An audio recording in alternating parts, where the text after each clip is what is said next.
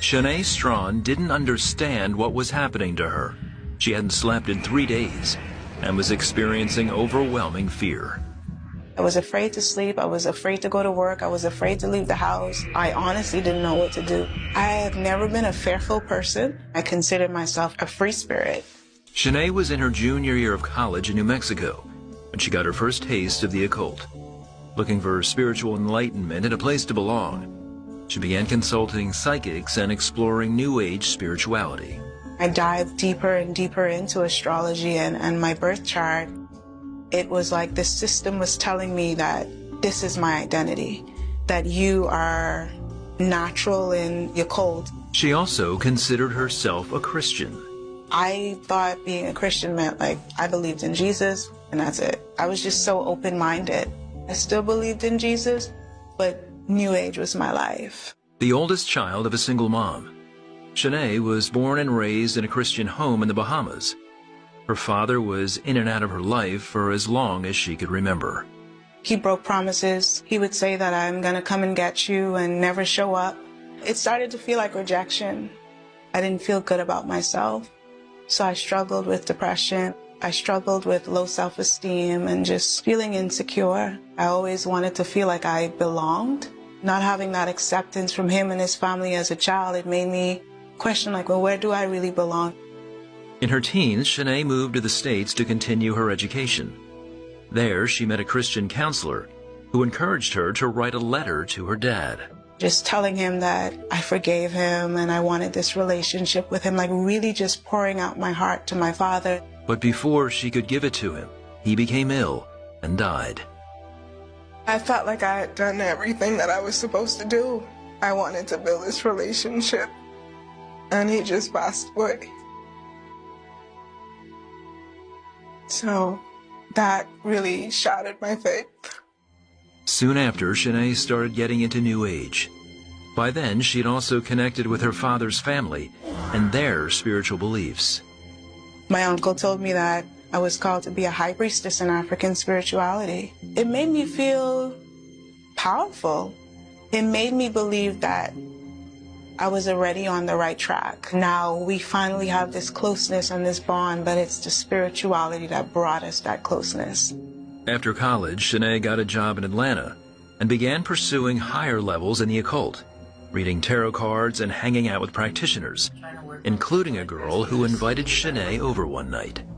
I ended up going downstairs. Her room was in the basement. The room is lit with candles. By her bed, there's the altar to Oya, which is a deity in African spirituality. And she asks me to stare into her eyes. And I literally felt a transfer between us. That night, I woke up in the middle of the night and I heard the most demonic voice say, "I'm gonna kill you."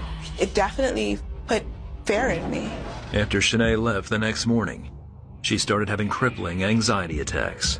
I literally felt like I was dying. It got so bad that I stopped working. I was afraid to leave the house. I was in a world of just darkness. Every conversation I heard was about death. Everything that I saw was about death. After that night, I saw hallucinations. I heard demonic things. I was afraid to sleep because I thought I was going to die in my sleep. Shanay didn't sleep for 3 days and ended up in the hospital. Desperate, she called her mother, who brought her back home to the Bahamas. Her family there entered into intense prayer and spiritual warfare on her behalf. At first, Shanay resisted. I believed that if people prayed for me, I would die. They came, prayed up, just standing in their spiritual authority. I remember looking out and watching them pray, and that was the first night I slept in a long time. The bad dreams would return, but now she knew how to respond. I started to call on Jesus, and it would stop. I'm starting to realize that there's something powerful about me saying Jesus or calling on Jesus. Finally, Shanay connected the dots. All the while, she'd kept in touch with the girl from Atlanta, a self-professed witch. And I believe that night she put a spell on me. I just let her know, I know who you are, I know what you did, I forgive you, but this is over. And that was it. That Sunday, Shanay went back to church and committed her life to Jesus.